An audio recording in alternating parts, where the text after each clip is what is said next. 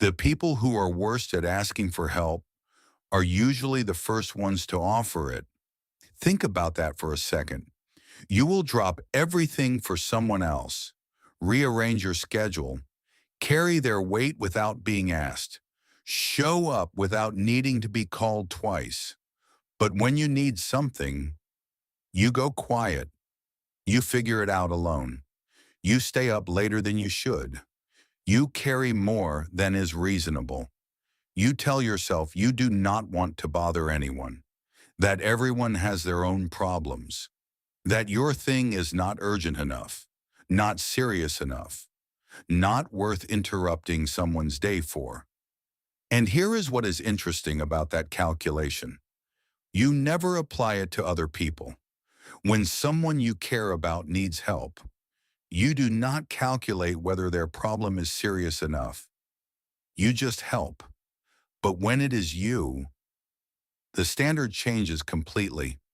Suddenly, help must be earned, must be justified, must clear a bar so high that almost nothing qualifies. And you call that independence.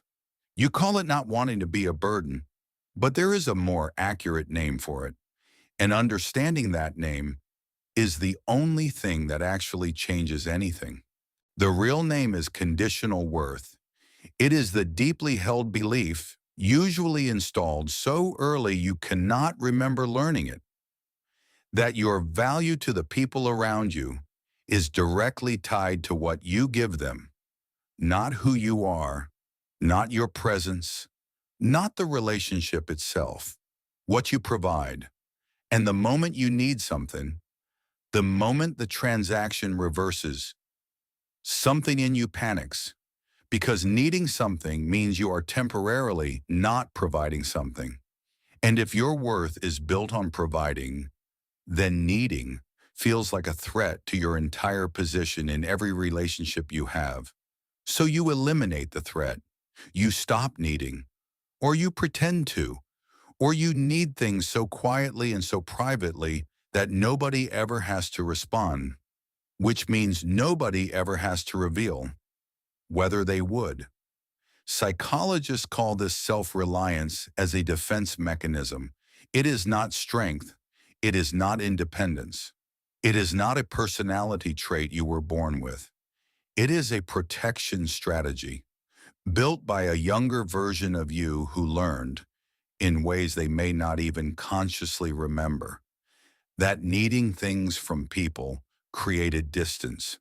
Maybe asking was met with sighing or irritation, or a face that said, "Really? Now?" Maybe you watched someone important to you struggle alone and decided, that is the right way. Handle it yourself. Do not make it anyone else's problem.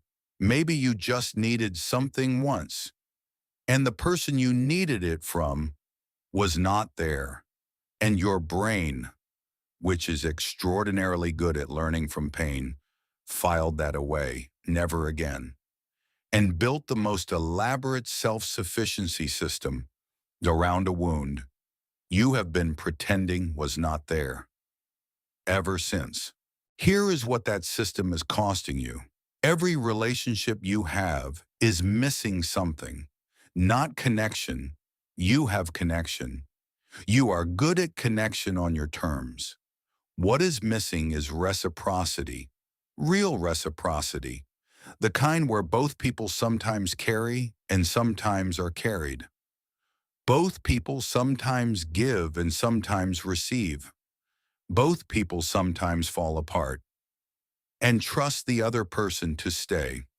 You have built relationships where you are always the one holding things together, always the stable one, the reliable one, the one who has it handled. And that role, while it looks like strength from the outside, is the loneliest position in any relationship, because nobody ever gets to show up for you, not because they would not want to, but because you never give them the chance.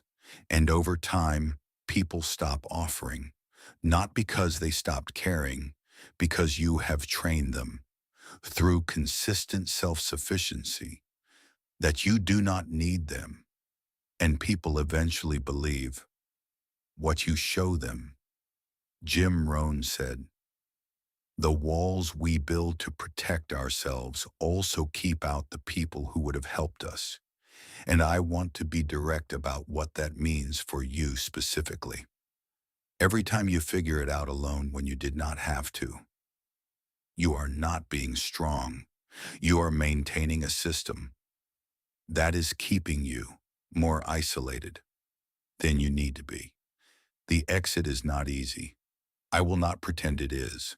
It is not a decision to suddenly be vulnerable with everyone. It is smaller than that. It is one moment, this week, where something is hard, and instead of going quiet, you say it out loud to one person, not everything. Just, "This is hard right now." 3 words, and you let them respond, without deciding in advance that their response will not be enough.